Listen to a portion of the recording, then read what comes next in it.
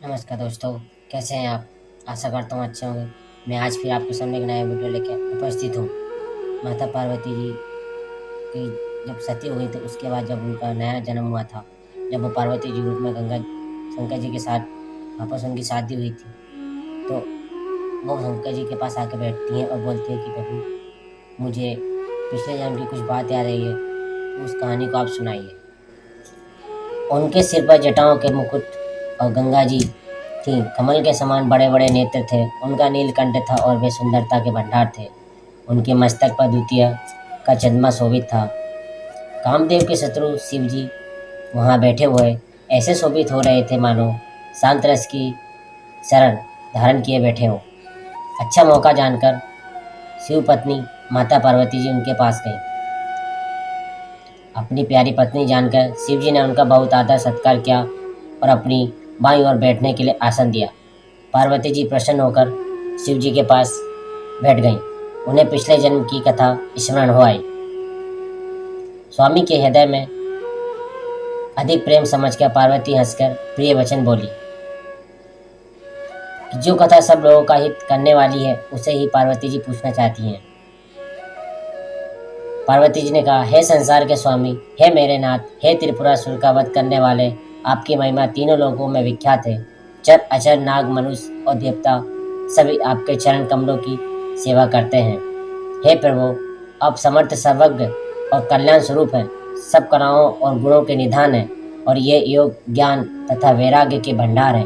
आपका नाम शरणागतों के लिए कल्प वृक्ष है। हे सुख की राशि, यदि आप मुझ पर प्रसन्न हैं और सचमुच मुझे अपनी दासी जानते हैं, तो हे प्रभु, आप श्री रघुनाथ जी की नाना प्रकार की कथा कहकर मेरा अज्ञान दूर कीजिए।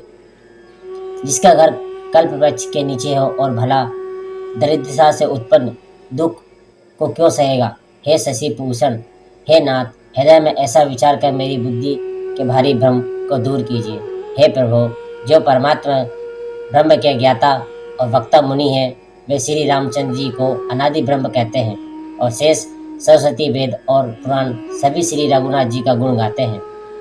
और हे कामदेव के शत्रु, आप भी जिन रात आदर पूर्वक राम जपा करते हैं, हे राम, वही अयोध्या के राजा के पुत्र हैं। यह अजन्म निर्गुण अगोचर कोई और राम है। यदि वे राम जी पुत्र हैं, तो ब्रह्म कैसे, और यदि ब्रह्म है तो स्त्री के विरह में उनकी मति बाबली कैसे हो गई। इधर उनके ऐसे चरित्र देखकर और उधर उनकी महिमा सुनकर मेरी बुद्धि अत्यंत चकरा रही है। यदि इच्छा रहित व्यापक समर्थ ब्रह्म कोई और है, और तो हे नाथ, मुझे उसे समझाकर कहिए, मुझे नादान समझ के मन में क्रोध न लाइए। जिस तरह मेरा मोह दूर हो वही कीजिए। मैंने वन में श्री रामचंद्र जी की प्रभुता देखी थी, परंतु अत्यंत भयभीत होने के कारण मैंने वह बात आपको सुनाई नहीं। तो भी मेरे मलिन मन को बोध न हुआ, उसका फल भी मैंने अच्छी तरह पा लिया। अब भी मेरे मन में कुछ संदेह है, आप कृपा कीजिए, मैं हाथ जोड़कर विनती करती हूँ। हे प्रभु, आपने उस समय मुझे बहुत तरह से समझाया था। हे नाथ, यह सोचकर मुझ पर क्रोध न कीजिए। मुझे अब पहले जैसा मोह नहीं, अब तो मेरे मन में राम कथा सुनने की रुचि है। हे शेषनाग को अलंकार रूप में धारण करने वाले देवताओं के नाथ, आप श्री रामचंद्र जी के गुणों की पवित्र कथा कहिए। मैं पृथ्वी पर सिर ठोककर आपके चरणों की वंदना करती हूँ और हाथ जोड़कर विनती करती हूँ, आप वेदों के सिद्धांत को निचोड़कर श्री रघुनाथ जी का निर्मल यश वर्णन कीजिए। यदि स्त्री होने के कारण मैं उसे सुनने की अधिकारिणी नहीं हूँ, तथापि मैं मन वचन और कर्म से आपकी दासी हूँ। संत लोग जहाँ अर्थ अधिकारी पाते हैं, वहाँ गुण तत्व भी उससे नहीं छिपाते हैं। हे देवताओं के स्वामी, मैं बहुत ही अर्थ भाव दीनता से पूछती हूँ, आप मुझ पर दया करके श्री रघुनाथ जी की कथा कहिए। पहले तो वह कारण विचार करके बतलाइए जिससे निर्गुण ब्रह्म सगुण रूप धारण करता है। फिर हे प्रभु, श्री रामचंद्र जी के अवतार की जन्म की कथा कहिए तथा उनका उदार बाल चरित्र कहिए। फिर जिस प्रकार उन्होंने श्री जानकी जी से विवाह किया वह कथा कहिए, और फिर यह बतलाइए कि उन्होंने जो राज्य छोड़ा सो किस दोष से। हे नाथ, फिर उन्होंने वन में रहकर जो अपार चरित्र किए तथा जिस तरह रावण को मारा वह कहिए। हे सुख स्वरूप शंकर, फिर आप उन सारी लीलाओं को कहिए जो उन्होंने राज्य सिंहासन पर बैठ के की थी। हे कृपाधाम, फिर वह अद्भुत चरित्र कहिए जो श्री रामचंद्र जी ने किया। वे रघुकुल के शिरोमणि प्रजा सहित किस प्रकार अपने धाम को गए। हे प्रभु, फिर आप उस तत्व को समझाकर कहिए जिसकी अनुभूति में ज्ञानी मुनिगण सदा मग्न रहते हैं, और फिर भक्ति, ज्ञान, विज्ञान और वैराग्य का विभाग सहित वर्णन कीजिए।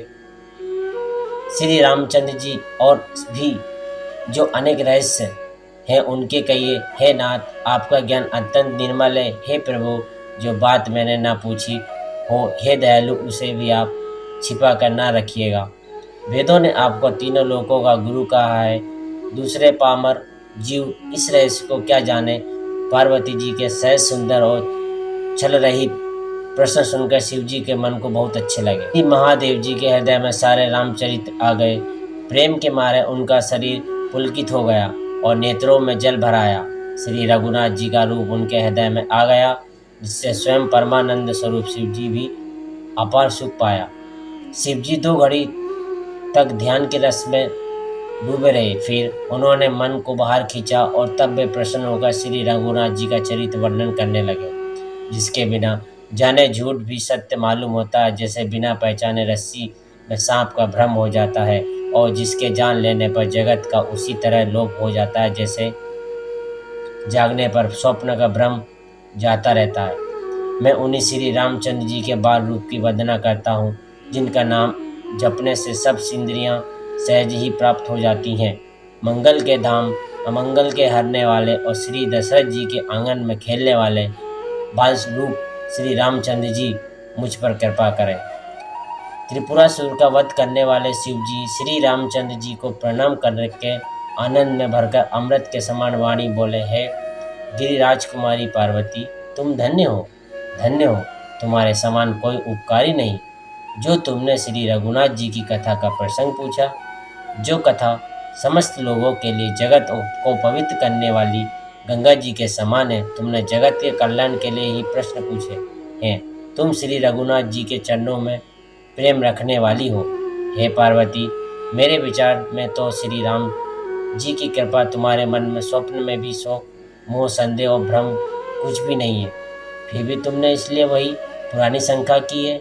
इस प्रसंग के कहने सुनने में सबका कल्याण होगा। जिन्होंने अपने कानों से भगवान की कथा सुनी, उनके कानों के छिद्र सांप के बिल के समान है।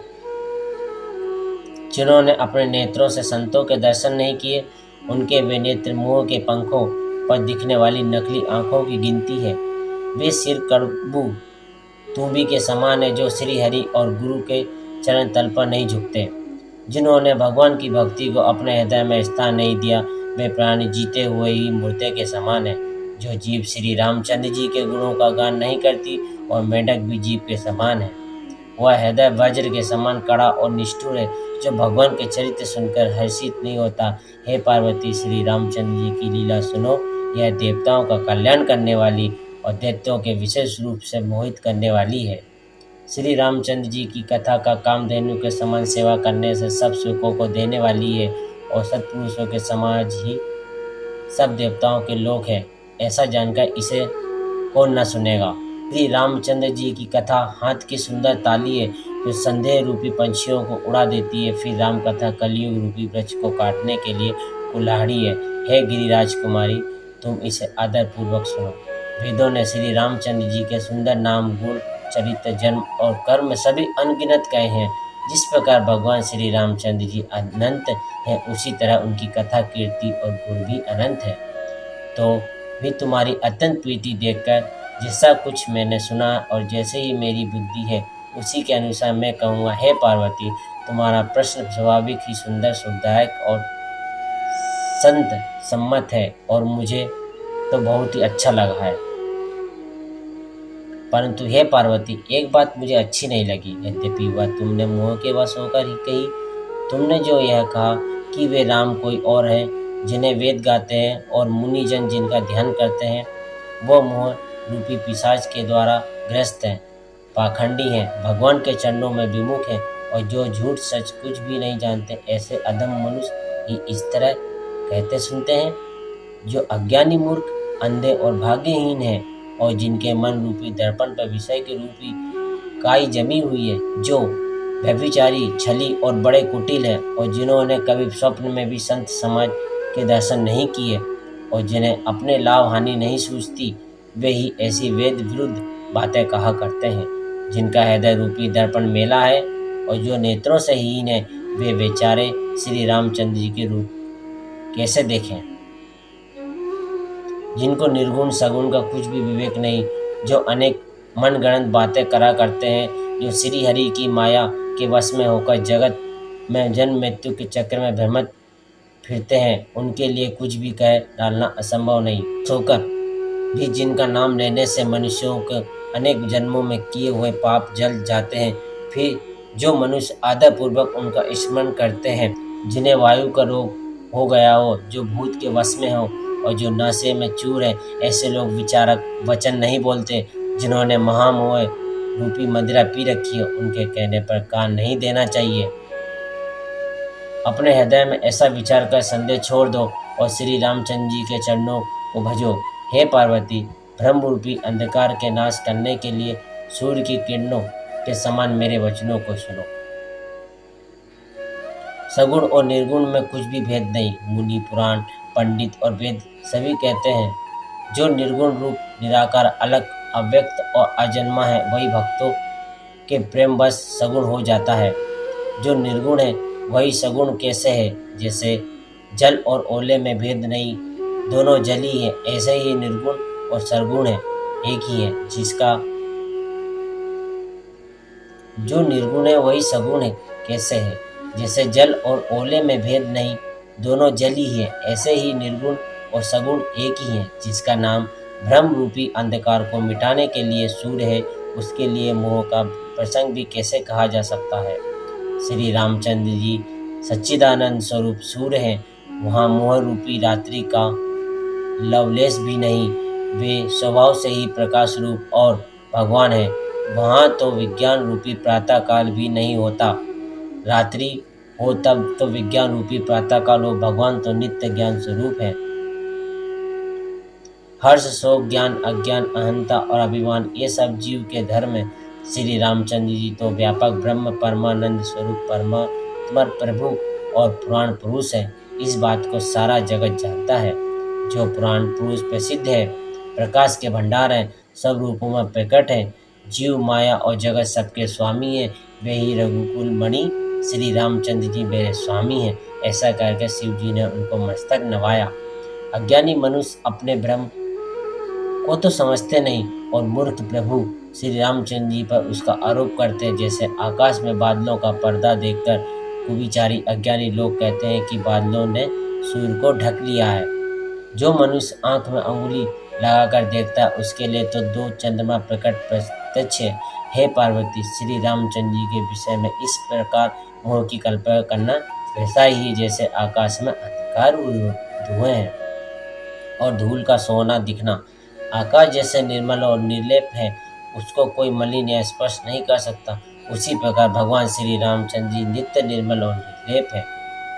विषय, इंद्रियां, इंद्रियों के देवता और जीवात्मा, ये सब एक ही सहायता से एक चैतन्य होते हैं।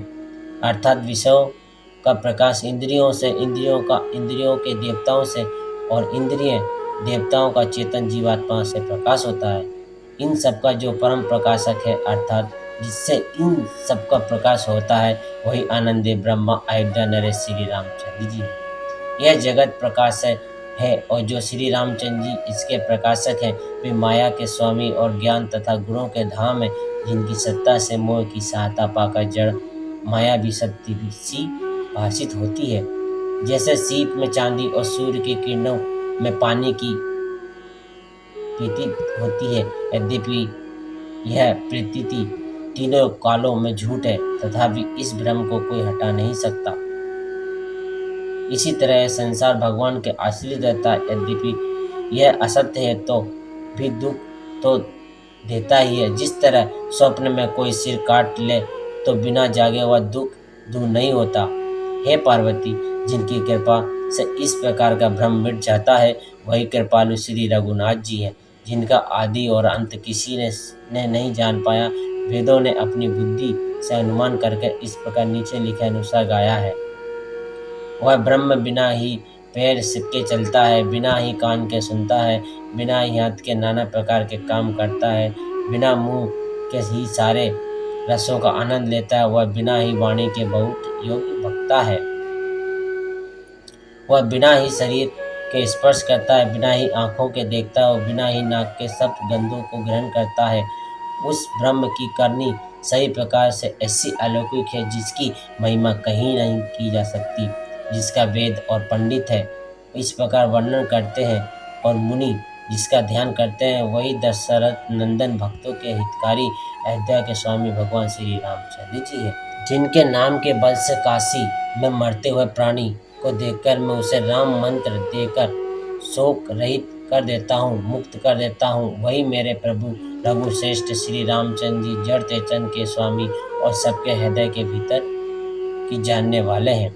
वे तो संसार रूपी दुस्तर समुद्र को गाय के खुर से बने हुए गड्ढे के समान अर्थात बिना किसी परिश्रम के पार कर जाते हैं। हे पार्वती, वही परमात्मा श्री रामचंद्र जी हैं, उनमें भ्रम है। तुम्हारा ऐसा कहना अत्यंत ही अनुचित है। इस प्रकार का संदेह मन में लाते ही मनुष्य के ज्ञान, वैराग्य आदि सारे सद्गुण नष्ट हो जाते हैं। शिव जी के भ्रमनाशक वचनों को सुनकर पार्वती जी के सब कुर्तों की रचना मिट गई। श्री रघुनाथ जी के चरणों में उनका प्रेम और विश्वास हो गया और कठिन असंभावना जिसका होना संभव नहीं, ऐसी मिथ्या कल्पना जाती रही। बार बार स्वामी शिव जी के चरण कमलों को पकड़कर और अपने कमल के समान हाथों को जोड़कर पार्वती जी मानो प्रेम रस में सान कर सुंदर वचन बोली। आपकी चंद्रमा की किरणों के समान शीतल वाणी सुनकर मेरा अज्ञान रूपी शरद ऋतु की धूप का भारी ताप मिट गया है। हे कृपालु, आपने मेरा सब संदेह हर लिया है। अब श्री रामचंद्र जी का यथार्थ स्वरूप मेरी समझ में आ गया है। हे नाथ, आपकी कृपा से अब मेरा विषाद जाता रहा है और आपके चरणों के अनुग्रह से मैं सुखी हो गई। यद्यपि मैं स्त्री होने के कारण स्वभाव से ही मूर्ख और ज्ञानहीन हूँ, तो भी आप मुझे अपनी दासी जानकर, हे प्रभु, यदि आप मुझ पर प्रसन्न हैं तो जो बात मैंने पहले आपसे पूछी थी वही कहिए। यह सत्य है कि श्री रामचंद्र जी ब्रह्म है, चिन्मय ज्ञान स्वरूप हैं, अविनाशी हैं, सबसे रहित तो सबके हृदय रूपी नगरी में निवास करने वाले हैं। फिर हे नाथ, उन्होंने मनुष्य का शरीर किस कारण से धारण किया? हे धर्म की ध्वजा धारण करने वाले प्रभु, यह मुझे समझा कर कहिए। पार्वती के अत्यंत नम्र वचन सुनकर और श्री रामचंद्र जी की कथा में उनका विशुद्ध प्रेम देखकर तब कामदेव के शत्रु स्वाभाविक ही सुजान कृपा निधान शिवजी मन में बहुत ही हर्षित हुए और बहुत प्रकार से पार्वती की बड़ाई करके फिर बोले। नमस्कार दोस्तों, वीडियो अच्छी लगी हो तो वीडियो को लाइक करें, चैनल को सब्सक्राइब करें और आगे की कथा हम अगले भाग में सुनेंगे। जय श्री राम, जय श्री महादेव, जय माँ पार्वती।